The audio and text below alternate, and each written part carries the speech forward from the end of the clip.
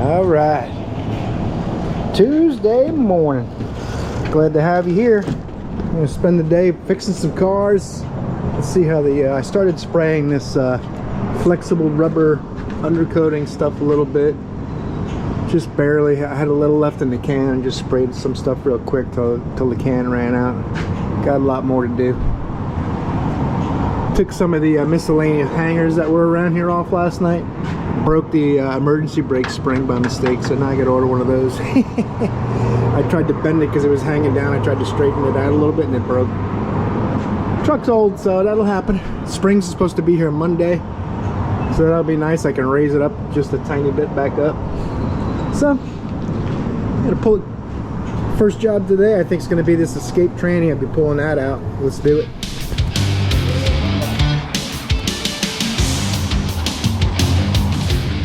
Oh, by the way, welcome to the channel. If you're new here, I'm Jimmy. We're making it work.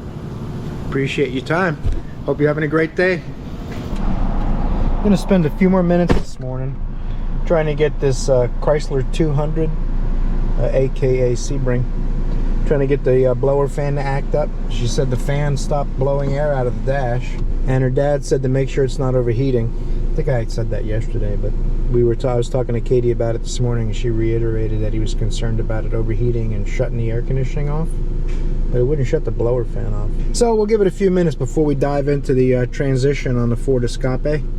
We'll give this thing a few minutes. I'll let it run about 10-15 minutes, maybe take it for a short drive again. And if it doesn't act up, I'm not going to sell them anything. They're talking about, let's just put a blower motor and a resistor in it. I'm like, well, let's just let it do what they're talking about, because they might have a problem with it overheating and not really with the air conditioning. Who knows? Paul Harvey's not around apparently, so he just keeps making up stuff. We don't know what's really going on yet, because I can't get in touch with Paul Harvey. He's not calling me back. I'm leaving voicemails. It's crazy.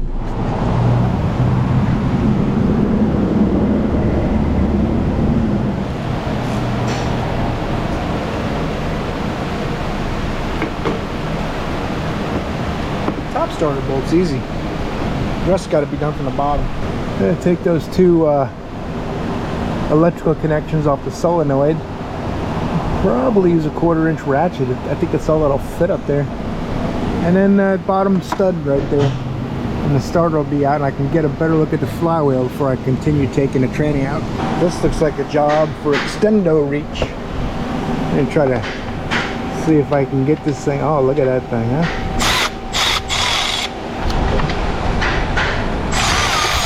Is that a 13? Man, it looks like a 12. Alright. Let's extendo reach this over to a 13. And it's always best to have the right size socket, I find. I mean, even more important than the right brand is having the right size. Now it looks like a 10 on the solenoid signal wire. Now let's hope this is actually a 10. Oh yeah, that's nice. That is a 10.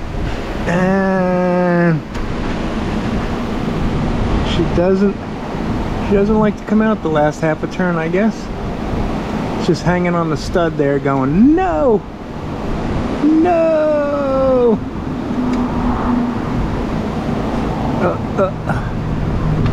Come on, come on. Victory. I tried getting my low 1/4 drive socket and extended reach ratchet on the mounting bolt, but it was a little too much of an angle from down here. So, mountain ratchet wrench it is.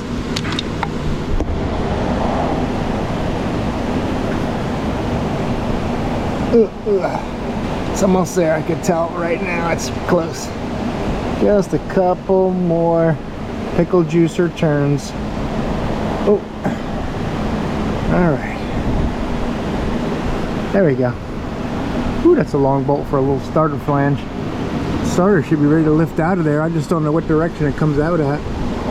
I think you got to pull it out this way. The heater hoses might need to come out or something. I'm not sure why this doesn't. Oh, there it goes.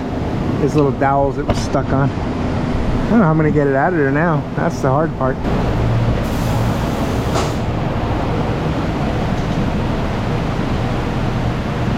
That wasn't any fun.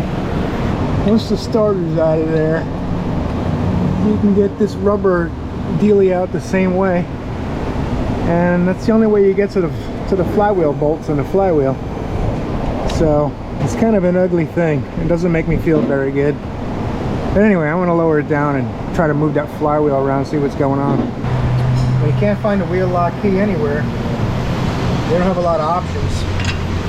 Luckily, the same 19mm that works on the regular nuts will work on the lock. Just got to show it a little love.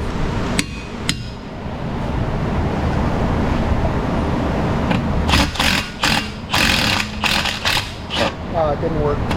That's terrible.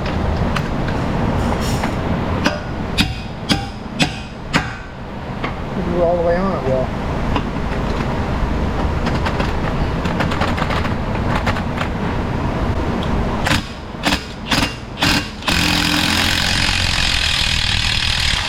Nope. That's terrible news. Oh well. Now I gotta get the pliers.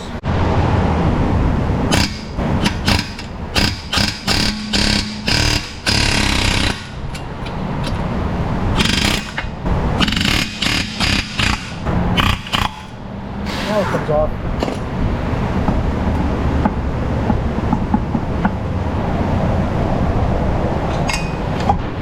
Bill's doing this one. Look at that. Ford decided to make the battery terminal part of a gigantic accessory power panel. Isn't that cool? How much is it going to cost when that terminal corrodes? Nice job. Nice job. This one doesn't say made in Brazil or Mexico. That's kind of weird, because I'm guessing it is. I don't remember the last time I saw parts on a domestic car that were made in the US. I haven't seen a lot of made in the US stuff from American manufacturers. All right, 2015 Chevy Suburban, intermittent, no crank. Funny story, I was messing with it out in the parking lot, trying to get it to start. Went out, got my jump box, figuring the battery was dead because of the way it was behaving. Let's see if it'll do it now. 231,548 miles. Good Lord, this thing must be a taxi. There it is. Nothing's happening. So anyway, I wanted to look at it really quick. I didn't have my camera. I'm like, okay, let me just figure out what's wrong with this thing real quick. I tried to start it, acts like a dead battery or a bad connection. Put my jump box on it, same thing. So I waited while I was working on the Escape a little bit, and she's gonna verify that they might be willing to buy a transmission if the noise turns out to be internal transmission. But anyway, so I get Bill out there, and Bill turns the key and it starts right up. So I figured I'd catch you guys up now that I got the camera with me. And I'm gonna lift it up, and I'm gonna check for voltage drop on the cables.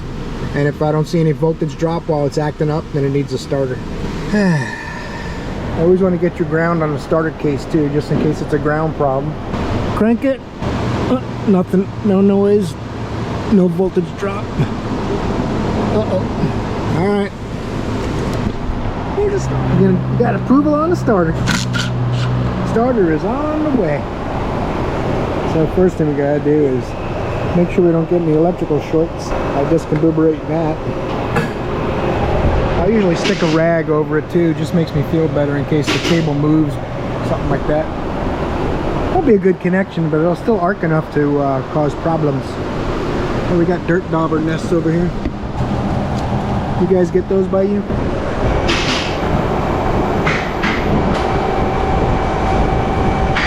Pull this protective booty back. Should expose your connector for solenoid energization. Well, the question is, how do you discombobulate it? It's probably a hold your lip right situation, although I'm not feeling it. Could be a pocket screwdriver type of situation. There you go. Alright, 13mm battery cable and two 13mm bolts should be out. Let's go with the old long reach.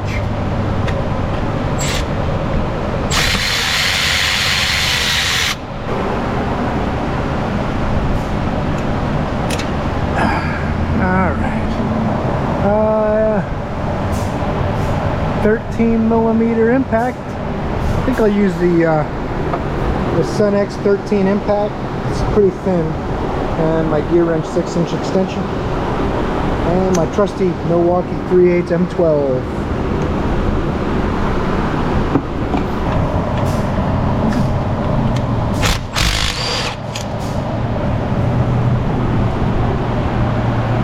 There it is. I don't want the bolts to miss each other, so I keep them all together.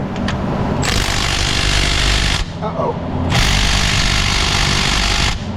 Oh, that's not good. Let me get the adapter for the mid-torque. The gear wrench, 1/2 to 3/8 adapter. See if we can snap some stuff. It'll probably just come right loose. Uh-oh. Man, that was one tight starter bolt. People are saying that the 3/8 will take wheels off, but it won't take starter bolts loose. Uh-oh. I have to unbolt that 10mm shield too. Hey, sons of guns. I thought that was going to come out with the starter. I guess not.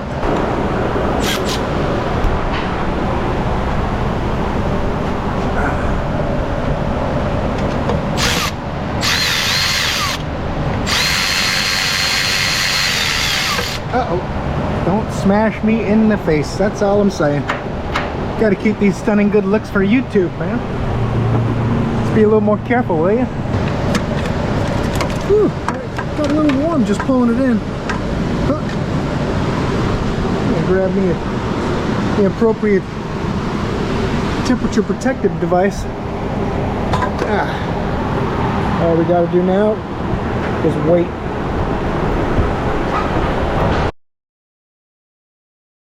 Oh man, look at that.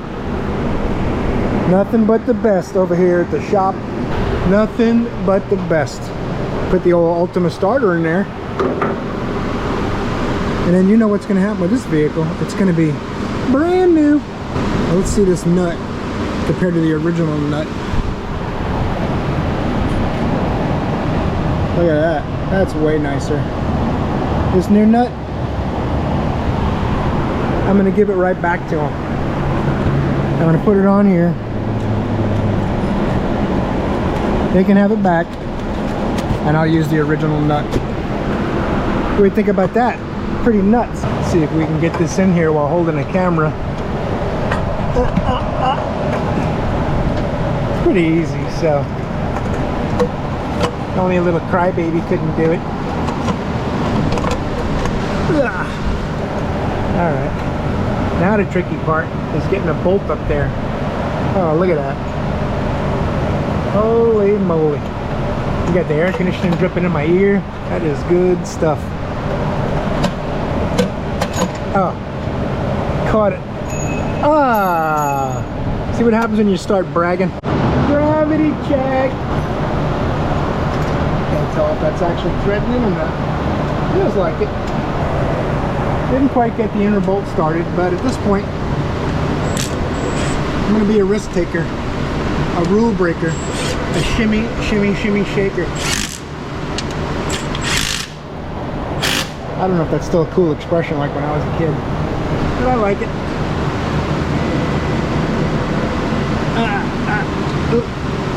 Get on there. Woo. Woo. That is one tough battery cable. Don't forget your little heat shield bolt. Otherwise you're going to hear rattling going, what's that noise? Oh, actually the customer will hear it and go, what's that noise? Solenoid wire.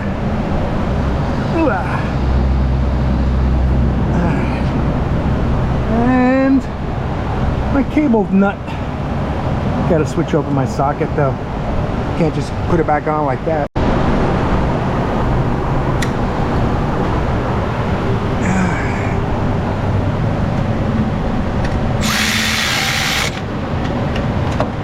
Make sure that cable doesn't move at all on the post.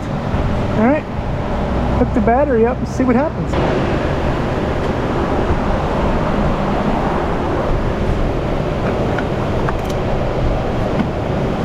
Make sure that's all the way down. I think I mentioned before, one of the things I like about electric tools over air too, light.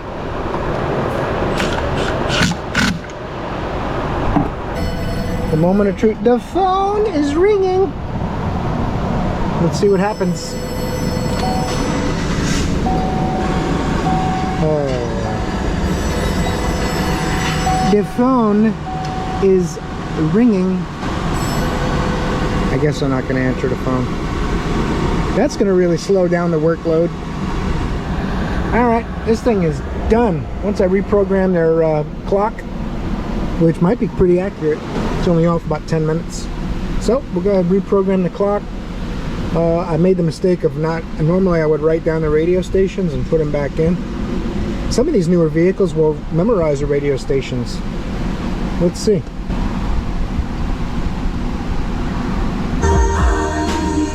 There you go. Alright. Now I gotta get the clock. Boom. 12:04. That's it. 12:04 p.m. There you go. Now it's set. This thing's all done. On to the next one. Well, on this here Ford Escape, I told him I can't see anything conclusive with the flywheel. I turned the crankshaft and watched the flywheel inside and try to hold it with my pry bar and see if I can spot a crack. I mean, it's just an indicator of how bad it might be or not. And I said, I don't see anything conclusive. We won't know till we get it all apart. I said, let them know there's a possibility the noise is in the transmission. If the converter's bad, then it may have sent metal into the transmission. She just had this done at Ford a year and 3 months ago. So once I said it may end up being a transmission while it's apart, you won't want to put it back together. Maybe you can get them to extend the warranty or something. They said it has a 1-year warranty. It's 3 months over. So long story short, we're putting it back together. She's going to take it to Ford, try to force them to do a warranty job on it. So I don't blame her. I mean, 3 months out of warranty. It's a year and 3 months it was done. So we're just going to charge her a few hours labor for checking it out and let her take it to Ford. See your rubber biscuit all the way in, so it's flush with the starter flange. When your rubber biscuit's in all the way, it'll be flat. That's what I'm trying to say. Put the starter back in there. I don't know if I'll record the whole thing going back together because I'm kind of sad. And the battery terminal's messed up, and I told her about it, but she's gonna take it to Ford. So see if we can get this back in here. Seems like a pretty good idea.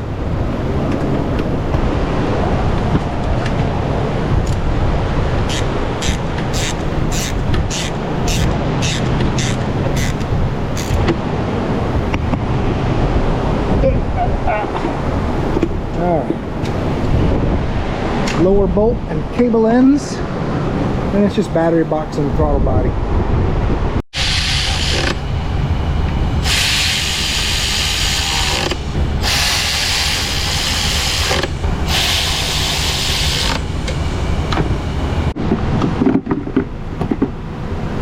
Three bolts hold down this battery box. This one's the blind one that most people won't see, and they break the battery box. One bolt was missing out of here. Let's see if I can find one for it. Someone left the bolt down last time. This bolt ought to work.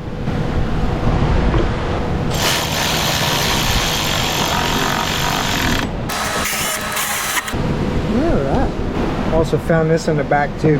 This was shoved all the way back. It's supposed to go on top, but we'll have it on top this time. I put the negative terminal on, leave the other end off, so we can put her in place. Put her in her place. It's a fantastic design. Did you guys see the video of the one Bill worked on earlier? He worked on a pretty new Escape, and the negative battery terminal is part of like the fuse block. So when the negative terminals corrode on those, you're gonna have to replace the fuse block. Universal terminals won't work. Nothing else will work but the Ford negative that has the fuse block attached to it. It's great ideas. They're coming up with some stuff that's just has to be on purpose. Obviously they want you to buy a new car, but I mean more than ever I guess now, because it's just getting crazier and crazier. Now I can't fit a swivel in there, so I got to use a trusty gear wrench 10mm chromie. I think that's a gear, yeah, it's a gear wrench. So many different brands now, I can't remember them.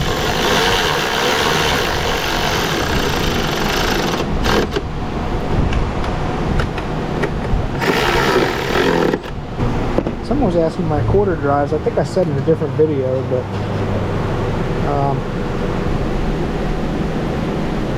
Can you see what that is? Gray pneumatic. That's what makes my deep impact quarter drive swivels. I have this set. Oh no, those are gray pneumatic too. I thought that was gear wrench. Huh. Shows you what I know about my own tools. I'm too busy making money. I should know more about tools.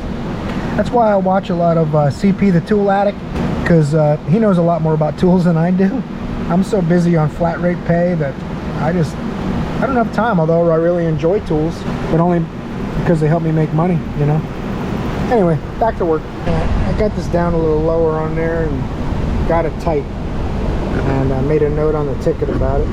So now we're gonna make it live.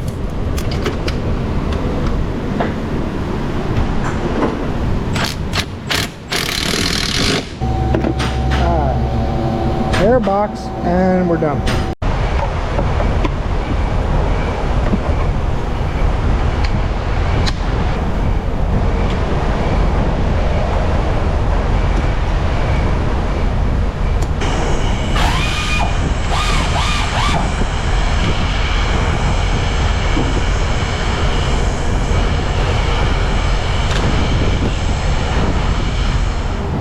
We don't work on heavy trucks unless one comes in and asks us to work on them. Then we work on them.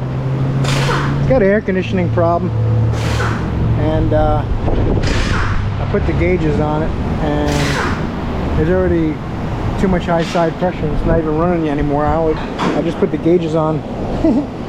Let's fire it up. It's got some kind of fan or condenser problem. See what happens. 10,700 miles. Some of you guys might remember this is a 2017. Some of you guys might remember, I told you these NPRs that come to us are from the local hotels, and they drive around the parking lots, you know, 18 hours a day, doing the laundry loads and things like that. And they never shut the engines off. They leave them running with the air on all day long, and they never go on the road. So 10,700 miles on this truck is actually 100,000 miles, and the oil's probably only been changed 3 times. Because they don't listen when you tell them change the oil every 30 days or 60 days. Don't go by mileage, because you don't drive except in the parking lot, but they don't listen. So anyway, that's why 10,000 miles the air conditioning already doesn't work. And our sticker says it's not due till 13.6. That's not correct either. So someone put the wrong mileage on the sticker. I usually tell them to go 1,000 miles maximum, because you know they might go through. I've seen them come in 1,800 miles more on the clock, and there's no oil left in the engine because it burned it all, which is probably 25,000 miles. Well, look at the high side pressure. Can you see that? I'll crop it in. That's no good. Condenser fan's not working. Let's find out where it is on this thing. I'm not sure if it's a clutch or if it's a separate condenser remotely mounted on the side of the cab or something. Let's take a look.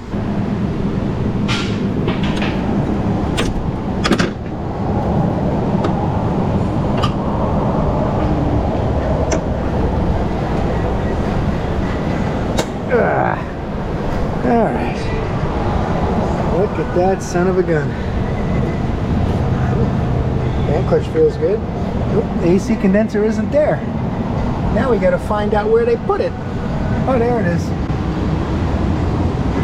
That's the fan that's not working, I bet you. Let's see if there's power and ground to it, or maybe if we smack it, it'll run. Of course, I gotta get this door open and get this started. We'll get out the high dollar fan testing device.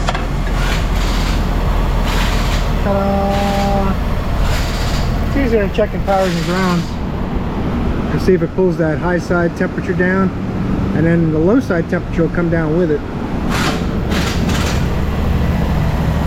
Keep it going. Now it's spinning.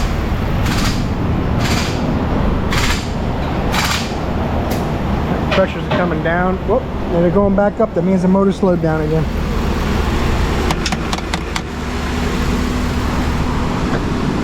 Alright, it needs a fan motor. Alright, I'm going to go up at the front and tell them it needs a fan motor. But I figure first, since we're here talking about oil changes and service intervals and the mileage on the stickers, see what the oil looks like.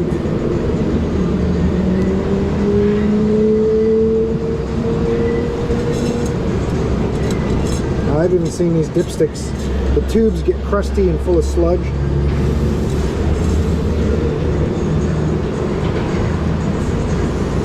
You guys see that? There's no oil in the dipstick. So, nobody likes to listen, and say the truth, it's pretty frustrating. If it doesn't sound like it is, trust me, it is. So it needs oil, and I'm going to change the oil change sticker to say that it's due in 100 miles, and then we'll see about the condenser. Keep rowing, banjos and stuff. Alright, I'm going to use the old top down on this NPR, see if it'll talk to it, how that goes. Sometimes these have to be put in as a GM, sometimes they put in as an Isuzu, and I've seen a couple of times where they have to be put in as a GMC. So I'm kind of curious to see what the heck. Someone's been working on the steering column. Kind of curious to see how this thing recognizes the Isuzu NPR. It is a heavy-duty truck, so while it's plugged into the vehicle, it'll charge the battery that's on board in case you haven't charged it yourself. And it also tells you the status of the vehicle's battery, which is pretty handy. And the time's not correct, it's off for a couple hours. I have to reset that. I've never set it yet, so we'll let it communicate with the vehicle and see what we come up with. It's rolling through the VINs now to see what it can find. Isuzu, HD Isuzu. 2017 NPR, excellent. I didn't think it would do it. Some of my much more expensive scanners won't identify an Isuzu NPR. It wants it in as a GMC. So that's pretty cool. Alright, it read the VIN and it figured out what vehicle it was, but it came up with a little notice that said vehicle model not supported. So I'm going to go into OBD2 and check the codes. They wanted to know what the codes were and to clear the codes if we can, but I'm going to find out what they are before we determine if we're going to clear them or not. MIL on, 5 DTCs. We'll see what the DTCs are. Well, if it's in OBD2, it shouldn't really care if it's what model it is, right? Alright, camshaft position, evap system, oil pressure, post-cat fuel trim, camshaft position, evap. Okay, a lot of these, this engine is actually way low on oil because they don't check the oil and there's no oil in the engine. So the camshaft timing codes are because of that. The evap codes, I'm not sure, maybe the gas cap hasn't been put on correctly. The clock shows 10,000 miles, but the vehicle's engine obviously has a lot more than that, and it's seen a lot of abuse because they run it without oil in it. So, in any event, let's clear these codes, put some oil in this thing. Do an oil change is what I'm going to recommend, and I'm going to recommend that the sticker interval is about 500 to 1,000 miles. They have been cleared. Alright, I'm not even going to start the engine yet until we put oil in it. Handy little tool. I wish it would do Isuzu, that would be really cool, but like I said, my much more expensive scan tools won't do it either. So at least I'm able to read and clear codes at OBD2. I'm going to power it off so I can put it back awake for the next car. Alright, this Dodge Journey, customer had it towed in, said it runs like doo-doo brown. 133,129 miles on it, and it's got an actuator making noise, and it's got some belt noise, and it doesn't feel like it really runs all that terrible. Should be an interesting one. We got ABS lights on, check engine lights on, and it's about 140 degrees in here right now because the windows are all up and it's black. Let's get some airflow, grab the scanner, see what's going on. 2009 I believe this is. I'll correct that if it wasn't. Let's do it. Got the old top down on here. I'm going to see what he thinks about this. Showing 14.8 volts charging. We're going to auto search the VIN and see what it comes up with. Shouldn't take too long. It's pretty decent time wise as far as doing that stuff goes. 2010 Dodge Caliber. I was thinking Dodge Journey, but it's a Dodge Caliber. Now we're going to go in and try to find out what the codes are in the ABS and the check engine light. Let me get my notepad. 2010 Caliber 2-liter dual overhead cam VVT gasoline engine. Okay. What I'll do is I'll do a health report. That'll allow it to talk to all the modules that it's able to communicate, and we shall see. It's showing you that it's working. PCM 2 codes, TCM no codes, ABS 1 code, airbag no codes. Oh, it's looking at more modules. This tool is ABS, TCM, ECM, and airbag. But it looks like it's able to see other modules. That's interesting. HVAC, no codes. Huh. That is interesting. I didn't know it was capable of doing that. Lost communication with TCM. Implausible data from TCM. What that means is the check engine light is on because of whatever the ABS codes are. So whenever it sees something that's really weird from a different module, it says, wait a second, I'm not getting correct data. So our problem is most likely in the ABS. Let's see what the code is for ABS. C2116, pump motor supply, low voltage. I'm going to write that on my notes, ABS pump. I'm going to go back and I'm going to write down the codes from the computer so I don't forget them. UO101 and UO402. Now I'm going to have to do a test to see what's going on with the ABS pump, if it's actually getting voltage and just not working or something like along those lines. So we'll pull up some data and see what we can see. I believe that this top-down RD Diag 600S is capable, so we're going to give it a try. Put this thing in reverse, take it for a drive. Now since I'm driving, I'm just going to let you guys watch the graph and I'll show you what it does. This is something that usually is reserved for more expensive scan tools, so I'm pretty happy with the fact that it does graphing mode. It's so much easier to catch a problem on graphing mode than it is looking at a data line with just voltage numbers on it. So that's the wheel speed. Now I can also go back out of this. I hope the lighting's not too bad for you guys. It's a little bright out. I'm going to go to voltage and we'll see if anything weird happens with the voltage while we're driving it, because the code is related to voltage supply. Usually in my experience on these, it's because the ABS pump motor's bad, not the supply voltage. But if you watch the supply voltage, you can see if it drops off or spikes up. If it loses the ground, the voltage will go up, and if it gets shorted, the voltage will go down. So if neither of those happen, then you know the supply of voltage is pretty consistent to the ABS module. And what we'll do is we'll have to do some more testing, but most likely it's going to need an ABS module. I'm not putting my seatbelt on. I'm only driving in a parking lot, Mr. Car. Stop it. Now the lighting's a little better, but you can see nothing strange happened with that. Voltage looks good, showing good wheel speeds. All right, another handy feature of this little scan tool, the RD Diag 600S, is when you have your code, if you get this little question mark, you can tap that and it'll take you online and show you what the common failures are. So this doesn't mean you replace parts based on those, but it tells you what your odds are of that being the problem, and it helps you narrow down during your diagnosis. You don't have to chase a bunch of other things, check a bunch of other things. You can go right to the most common failure and check that first by looking at your powers and grounds and things like that. So let's see what most people are having problems with. Most recent one is right at the top. Oh, this one's got the good brakes.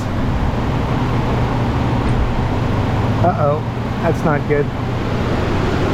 That is not good. Bill's looking at this one. Customer wants to know, what's that noise? I know what the noise is. Your Brembo brakes are falling off. Oh my goodness gracious. What are people doing? That's a brand new Cayenne Kia Telluride. Like a $60,000 vehicle or something like that. 50,000, I'm not sure. I know they're expensive. And they put plastic Brembo fake calipers on it. That makes me sad. Alright, that's the ABS fuse, and the fuse is good. So now I gotta go right down to the ABS module, check for powers and grounds. The ABS module is pretty easy to get to. Once you pull that out of there. I got all my connectors. I went ahead and pre-labeled. I looked down all the wiring colors and descriptions of what's what, and I labeled them. So on one side I got battery plus and battery plus, the other side I got ground and ground. Those are the big lugs. And then number 8 is ignition feed. So if I turn the ignition on right now, I should have 12 volts or more battery voltage on pin 8. I should have B plus on these two and ground on those two, obviously, right? So, and I can use this tool to check for power and ground at the same time. instead of using a separate ground, I'll use the ground that's going to the ABS motor, right? ABS pump module. Alright, now I don't want to poke any pins and ruin any pins, so I'm going in gently. That's power and ground. I'll show you where I'm at. Went to power and ground on the ABS connector. My power and ground, I got 12.5, right? I'm going to set you guys back down. I'm going to go to the other side. If I can get you back where I had you. That was a nice one. I had you guys in such a sweet spot. And now you won't stay, will you? Alright. Let's try the other two. And they're good. Now I'm on the other two. So I got good power and ground on an active code that's constant. So I'm going to test the number 8 pin, but for that one I'm going to put my ground onto a common ground, and then I'll check for ignition voltage on pin 8. By leaving my power lead in the ABS connector positive, I can see that I got a good ground now. And now I'm going to go down here to pin 8. It goes 2, 3, 4, 5, 6, 7, 8. 12.34 volts. That's pin 8 with the ignition on and a common ground. So I got all powers, all grounds, and ignition feed. It's got an bad ABS module. Now a lot of guys are replacing the whole assembly, not just the ABS module, because apparently the pump motors go open on them and it sets a similar code. So to kill two birds with one stone, we'll probably change them both, or at least recommend it, and we can try just the module. The problem is with electronics, a lot of times you can't return them. And to replace it, you have to phone's ringing. To replace it, you have to remove the whole assembly anyway. Phone is ringing. So let's do that. Let's tell them we recommend the whole assembly. You got to take it all out to do the module anyway. It's probably not much of a difference, believe it or not. I'm going to turn off the ignition. Clear all the weird codes that's set. Now keep in mind, she came in saying it didn't run good and had it towed in, and it runs fine, but all the lights are on because of the ABS problem. So I also still have to make sure that this was her concern. So we're dancing and we're playing banjos ourselves now, never mind rowing away from them. I mean, you might as well, if you can't beat them, join them. Hope you enjoyed that video as much as I enjoyed having you here. See you guys. You're awesome.